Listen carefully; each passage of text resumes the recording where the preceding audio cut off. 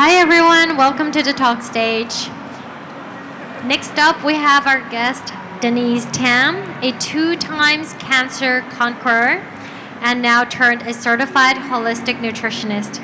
She's going to be sharing about her teachings about her lessons in health, life, and resilience. And I want to take this opportunity to mention that this talk stage is sponsored by Zoop, the first AI-powered social commerce platform enabling everyone to achieve longevity and super health by inspiring, connecting, and incentivizing all the key stakeholders in the community. That includes passionate wellness users, verified experts, and curated product vendors.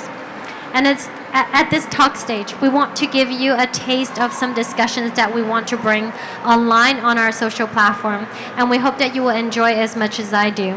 If you're a health expert trying to build your practice online, or if you're a product owner trying to increase your exposure, please come talk to us at booth C27 and C29.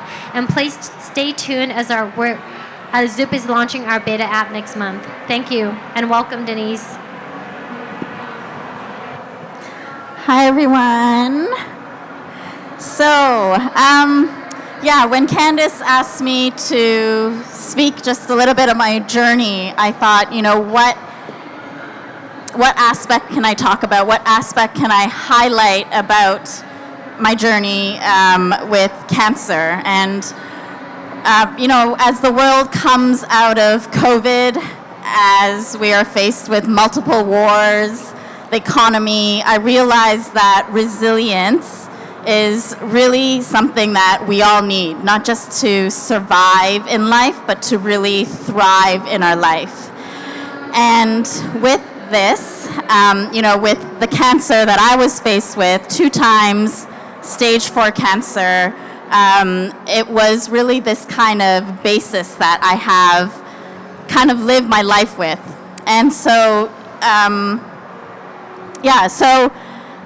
cancer, stage 4 cancer at the age of 26, I really had to look at my life and look at the tough decisions that I needed to make, a lot of tough questions that I needed to answer.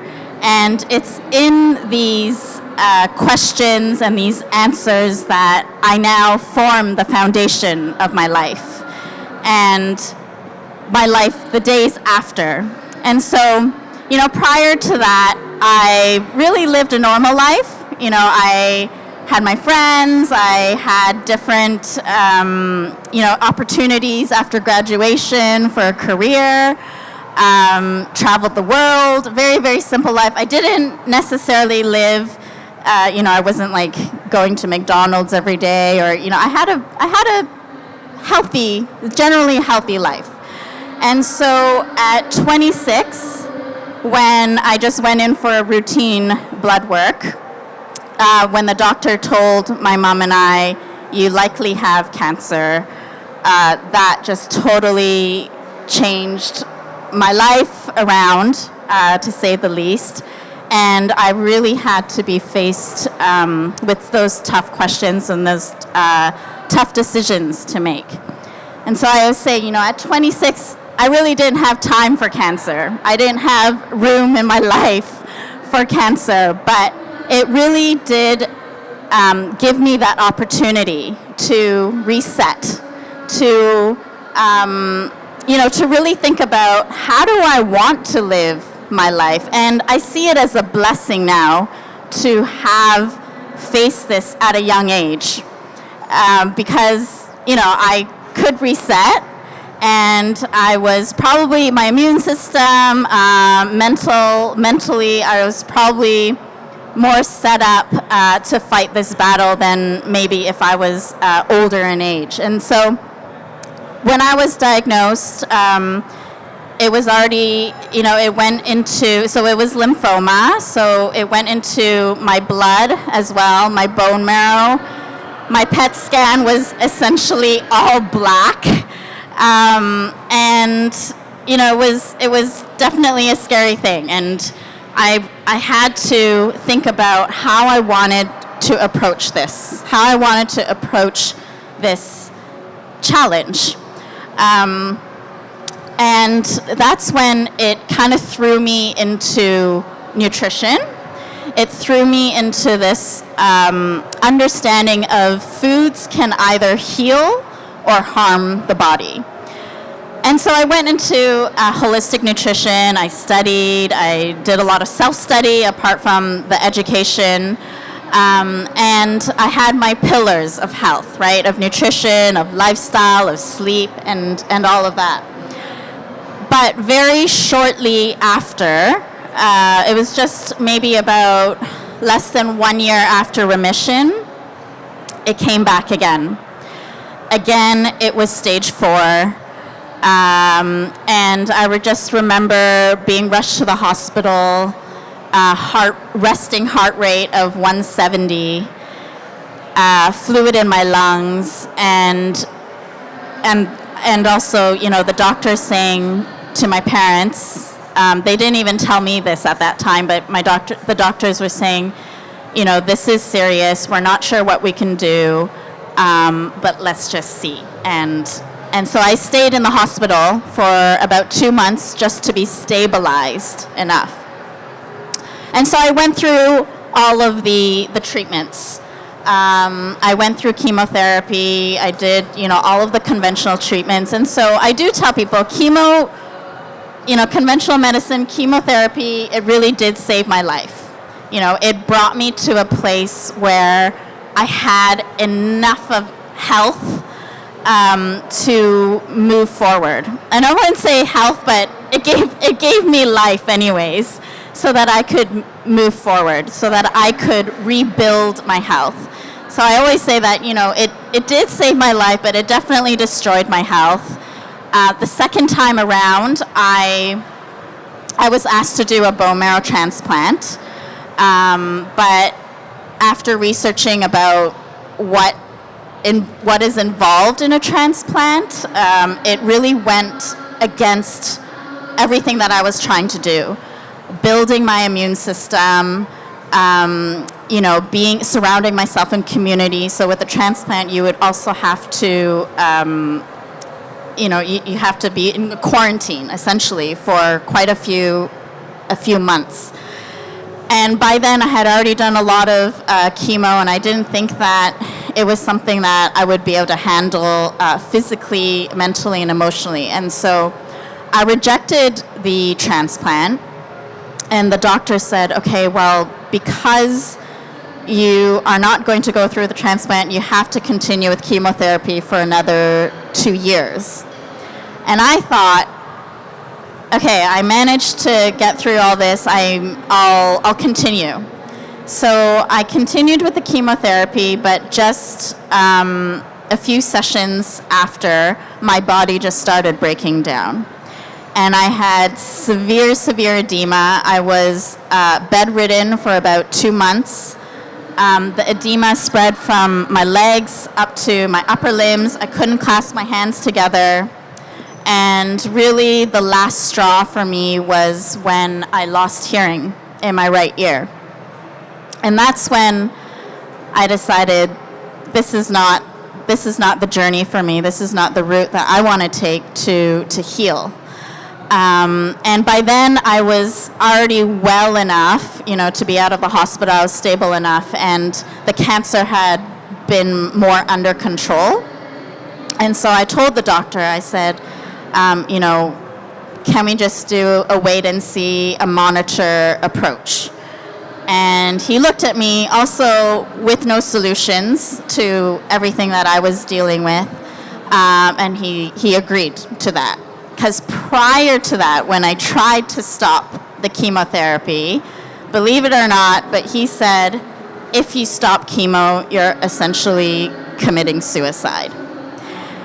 And so that decision was a very pivotal decision for me to stop treatments. I felt like I was stepping into the unknown. I felt like really laying myself bare, but I had to trust in what I learned through my first battle, and I had to trust in also, just that greater power, right? After so much of trusting in ourselves, at the same time, it's about surrendering.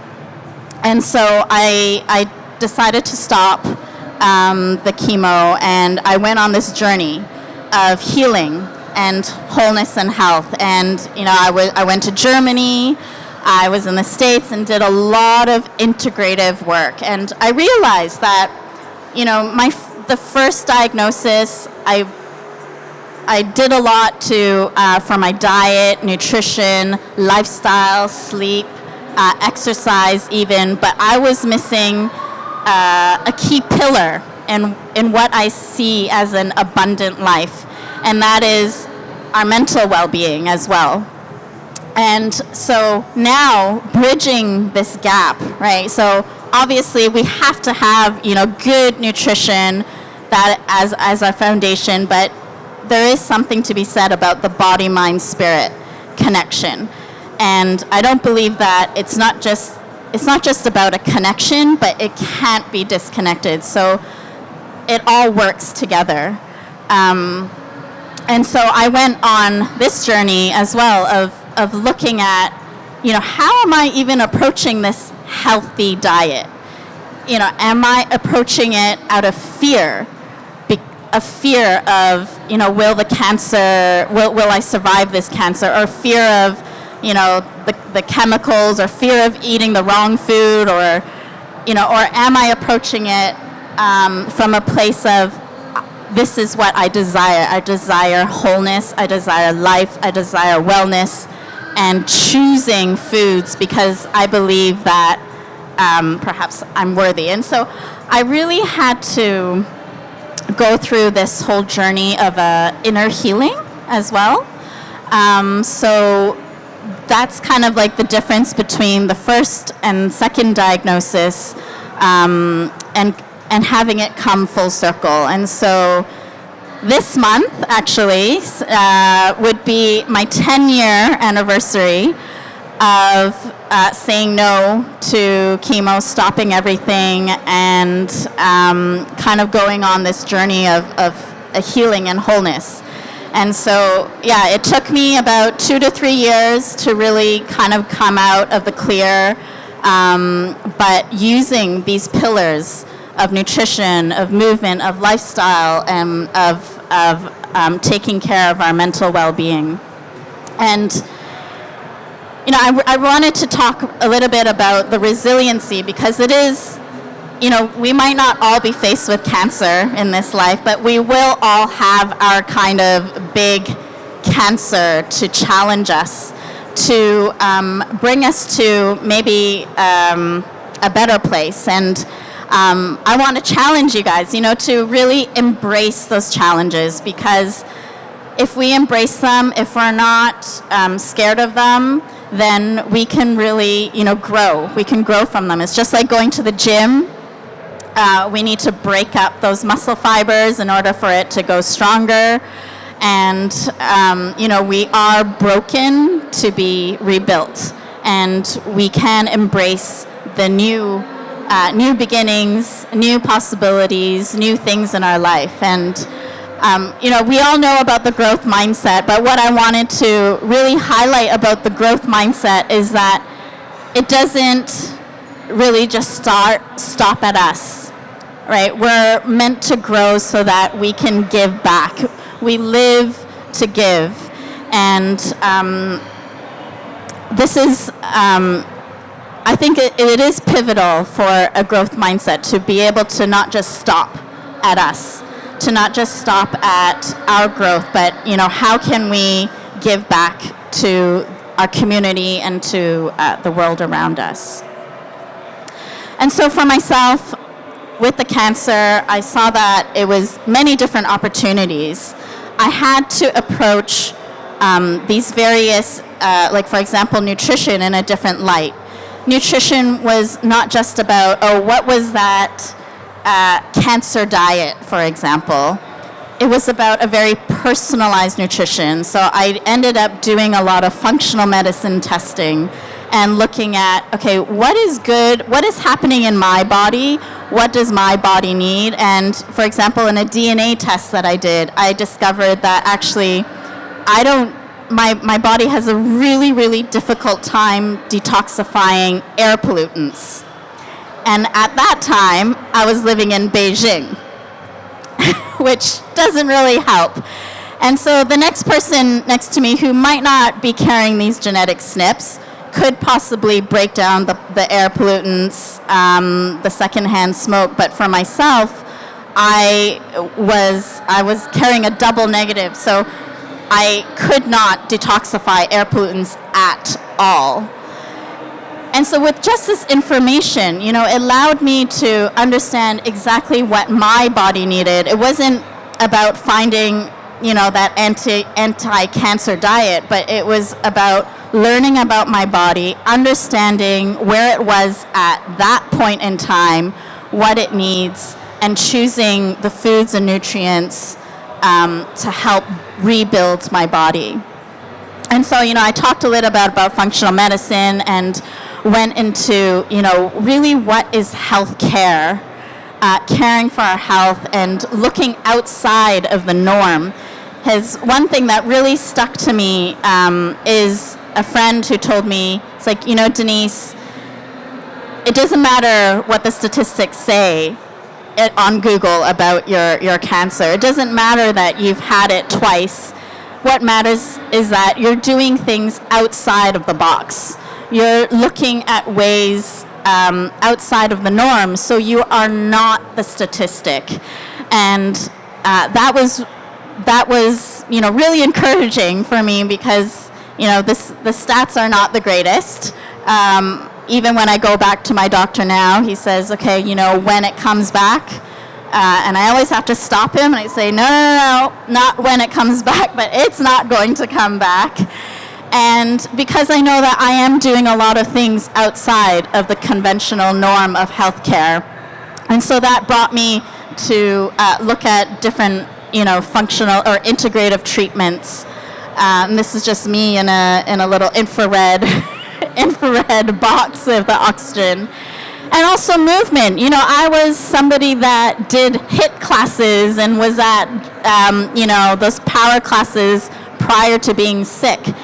But did it mean that I couldn't move after, like with the severe edema? For me, those days were about, okay, could I put my legs down from the bed and walk to the bathroom? And those micro goals were kind of what got me moving forward. And that is also similar to us in life. Sometimes we need to just look at the step ahead. Just look at, okay, I just need to make it to that step. And sometimes we need to look to the horizon. We need to look to the peak and say, okay, I want to see, this is where I want to go, and that's where I want to be. And so it just I had to reframe basically what how I saw all these different facets of my life. And also going back to having fun, right? A lot of the times as we age, become adults and fit into the norms of society, we forget to have fun and what fun really looks like. So play, just laughing and playing and being a child again was also very nourishing to my soul. And then it was also an opportunity to give back. So this was actually a fellow cancer patient as well who I shared a room with. She was also in her 20s, and just because I was sick, just because I was dealing with a stage 4, didn't mean that I couldn't love the person or I couldn't care about the person next to me. And so there's always going to be opportunities for us to grow out of these challenges, and it's just a matter of finding these opportunities and framing it. So a lot of it does have to do with ourself, with an awareness. What I call the abundant life that I try to live really starts with self-awareness. And I gave the example of just knowing ourselves, right? So for me, it started with functional medicine, doing functional medicine testing about my gut. I had severe gut issues, my genetics, and then also understanding, that, why was I choosing the life that I had lived previously? Why was I turning to alcohol, for example, to wind down in my day, right? And really being honest with ourselves, because really awareness is the beginning to change, right? You can't change something that you don't know. So a lot of people will come to me and it's like, oh, I'm scared of, going for my blood report. But for me, it's like, you want to know these things because you can, there's a lot that you can do. There's a lot that you can do. It's just, a blood report is just that moment in time.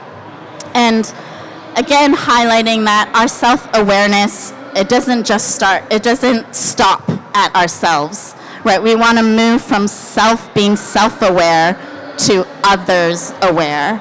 A lot of the times when we do the meditations, it's a lot about, okay, knowing your body and all of that, but I like to encourage people to move out of that to be others aware.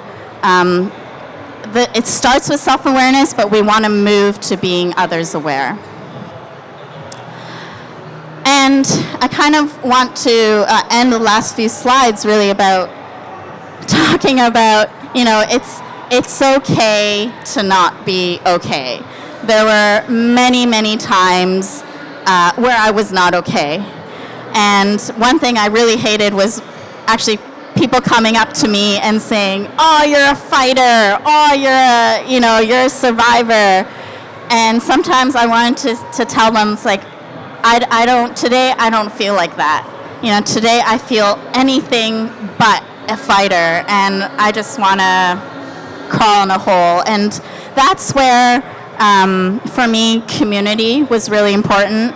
So building that tribe, right? So it's important to now build that tribe around us, build those relationships around you that can build you up when you can't go further, when you can't see even your next step, when you see the peak and it just looks too daunting, because it's these people that will help carry you, because we're not meant to do it alone. We're not meant to live in this world alone. And it goes back to being that other awareness thing.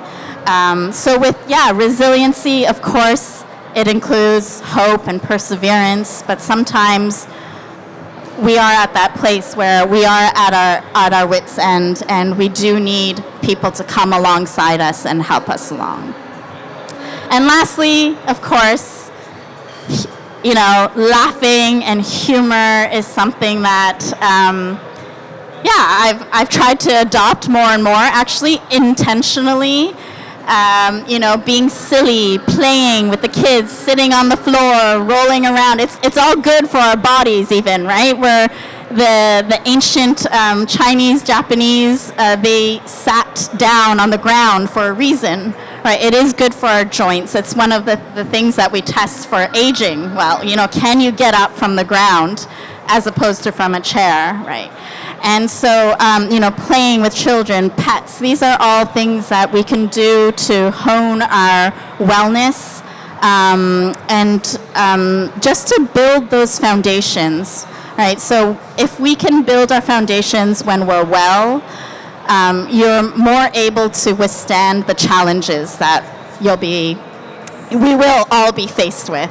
So if it's not COVID, if it's not cancer, it's going to be something else. And for myself right now, I'm actually going through a difficult season, and it's more of a mental challenge for me.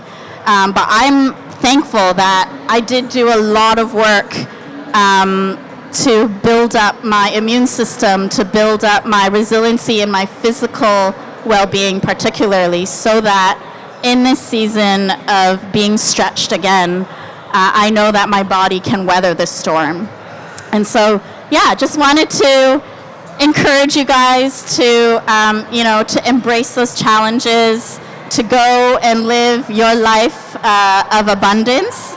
And yeah, this is me. Feel free to reach out after the talk, or if there's any questions now. I think we do have a few more minutes before we end.